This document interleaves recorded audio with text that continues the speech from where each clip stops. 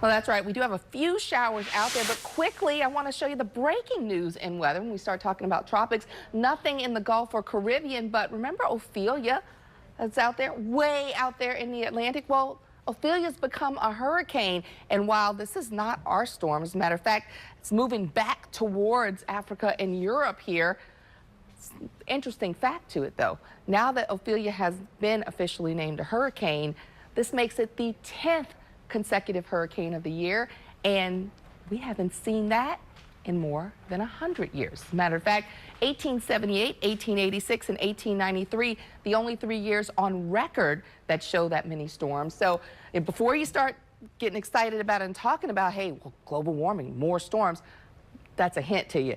Remember, no satellites, pretty poor ship records, and we're still able to document 12 storms from these years back in the 1800s. So we're getting a little better at documenting. Ophelia probably wouldn't have even been noticed back before satellites, to be honest, before it hit the Azores. So that's just a little caveat to think about when we start talking about since records have been kept. They're not that old, and with hurricanes in particular, a lot of them we don't necessarily know about before we had the satellites. So here's what we're looking at today. Not worried about tropics, but it's felt tropically muggy around here for the last several days. We've got this little line of showers that has come together following right along I-12, I-10 corridor. So you may be running into some wet weather here on your way home in some locations. This is just ahead of our frontal boundary that we've been talking about moving into the region here.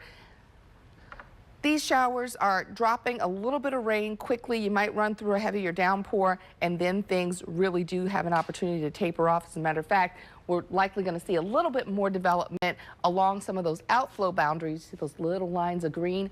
Those are the waves of energy and wind coming away from these thunderstorms, and a lot of times you do get some development along those. So for the next hour or so, good chance that we run into a little bit more rain, but that's going to be going down because the sun's going to be going down. We'll lose our daytime heating.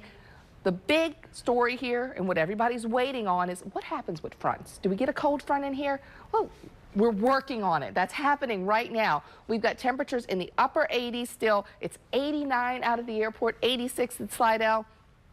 Dew points are starting to come down, and that's what we need. Yesterday, we had dew points near 80, stretching all the way back up into the metro area. Notice we're at 73, 76, by no means dry air, but an improvement. We've still got the heat indices up there in the upper 90s. So yes, it feels hot like the middle of summer, and we want that to change. Well, we'll get that. We're not going to get a big drop in temperatures, but it at least will not feel like August around here tomorrow because we have those north winds in. We are going to start to see that drier air seeping in behind the frontal boundary, the front stretching back, and it was a strong one. For some folks, look at what's happening in Dallas. It's 74 right now.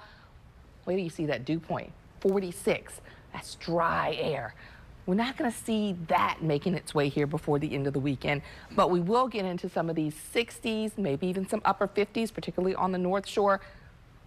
That will feel much nicer as we go through the next several days. We'll get that front through here. It will stall down along the coast, but there's another one. There's another front back there, and by the end of the weekend, maybe we will really feel like fall going into the beginning of next week. What's happening? Well, we had the energy from this frontal boundary that was pushing it along, really moved quickly off to the north and east, and the upper winds are pretty parallel to the front, so that's why it's such a slow mover right now. Bigger system, stronger system back to the north and west here. Look at the lows this morning. It was 29 in Denver, 34, Rapid City, 36 in Wichita. They're getting their taste of fall and even heading towards winter. For us, we're just hoping to get some 60s around here. That'll be an improvement. Here's the view from our City Park camera looking out towards Noma. The dark clouds, some of those showers that were out towards Belle Chase, those are starting to break up now. But temperature-wise, it's still hot. 89 at the lakefront, 89 at the airport, 86 in Slidell. But we are working on getting those dew points down. Our marine forecast, much calmer now. We said, you know, Nate kept things stirred up. Definitely seeing an improvement here over the next couple of days. Remember, you can keep track of what's going on out there with your Fox 8 weather app when we're not on the air. Through the evening tonight, we will be waiting on a slow fall, but then overnight and into tomorrow, I think that's where you start to really feel the difference. Temperatures Lower 70s and 60s. Again, warm for this time of year, but that's an improvement. It'll feel a little bit better. And Liz, Kim, upper 70s for next week. Yay. We're working on it. We're working on getting there. Be doing a jig. All right, thanks, Nicondra.